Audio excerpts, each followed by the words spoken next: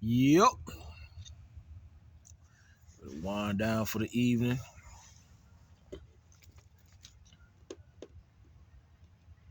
Feel good outside now, man.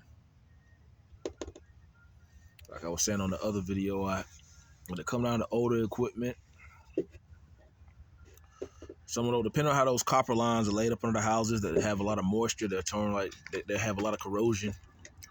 Sometimes you might have to go through there and replace those line sets. Do a good vacuum, and if you know you'll be able to find your leaks if it has one, if it's in the line set or if it's in the coil in the air handler. I know I've been able to take those old coils out and put the pressure ports on them that come on the line sets. I put the pressure ports on those coils. So sometimes the new air handlers come with those little pressure ports. I've been able to take.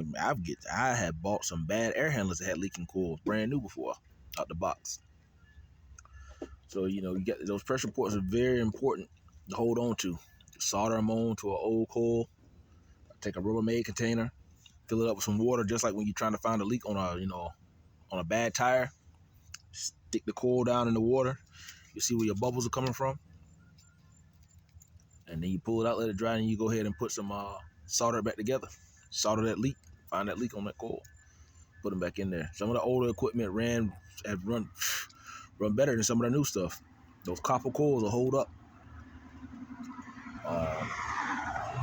Then you got those coils that went from copper to aluminum. On the sides where they somewhat solder them together, they might leak. I found a solution for that. They start rusting up too bad. Take some of that Rhino truck bed liner, put it on the outside of the rust. It'll stop a leak. Put a good vacuum on it.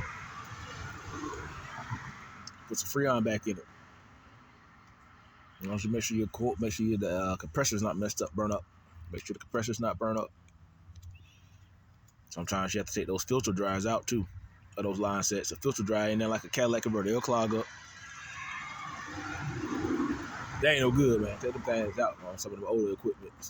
Release some of that pressure, the strain on the older compressor.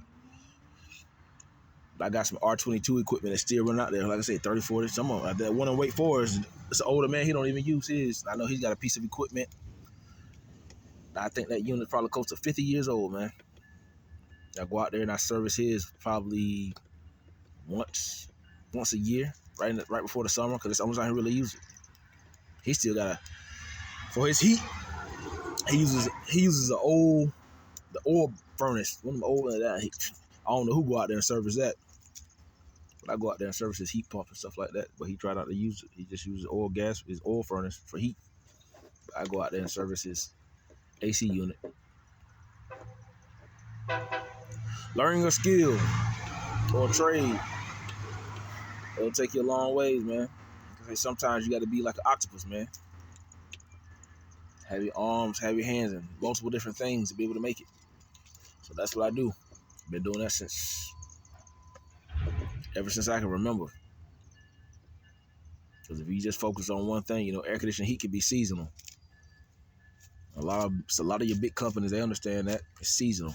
They can make majority of their money in the summertime. Slack off. They might back off during the fall or winter because people can get by without having the heat. If they got a fireplace in their home, they'll make do. But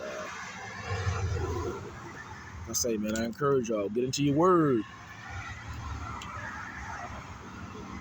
Feed your spirit, man. It's just as much as you feed your natural. Y'all be blessed. Be encouraged.